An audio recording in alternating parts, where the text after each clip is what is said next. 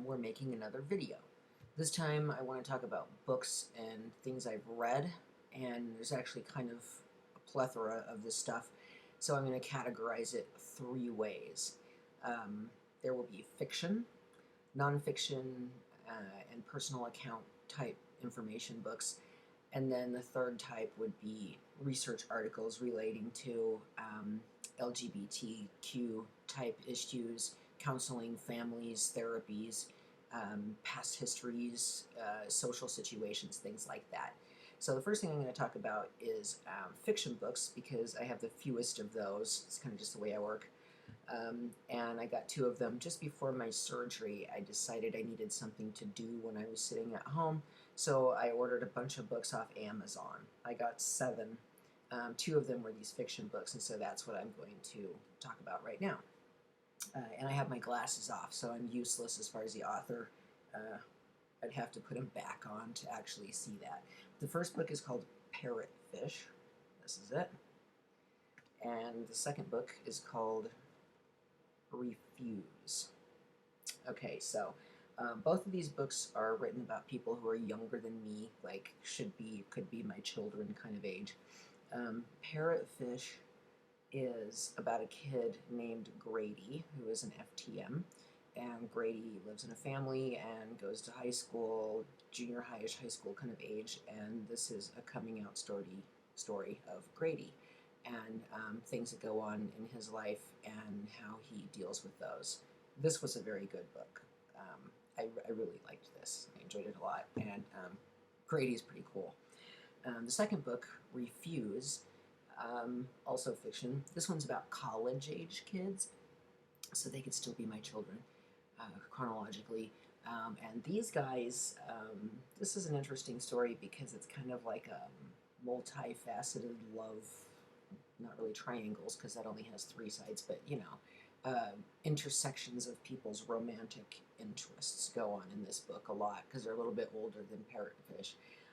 It's really kind of interesting to listen to how people interact, and the characters are quite real in both of these books. I appreciated that a lot.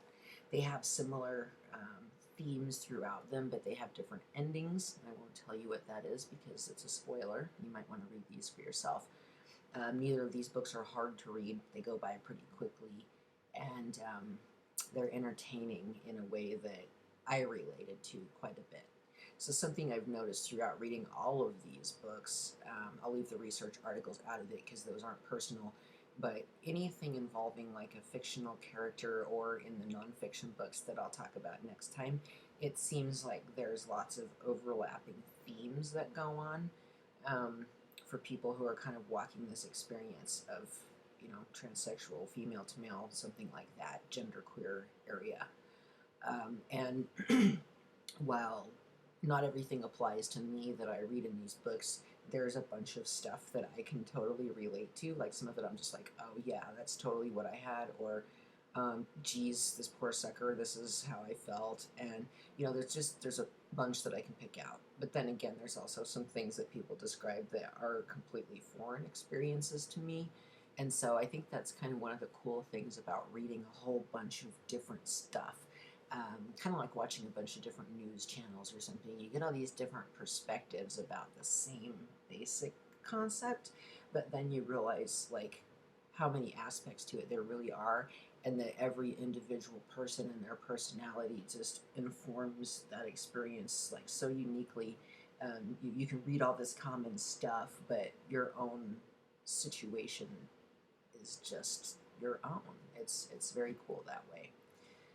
So anyway, I just kind of wanted to bring that up and talk about those 2 books. Let me put on my glasses so I can actually tell you the authors.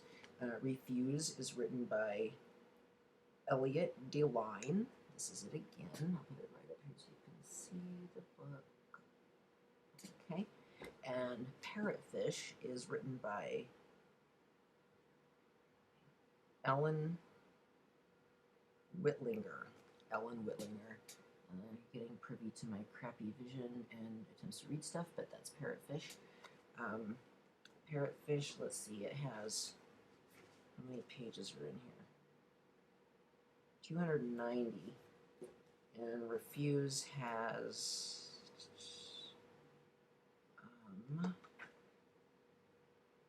217. And here's a picture of Elliot. He's quite a little cutie there. You can see in the picture. So, nice. Anyhow, those are the books that I was going to talk about today, and I'm pretty much done. Bye.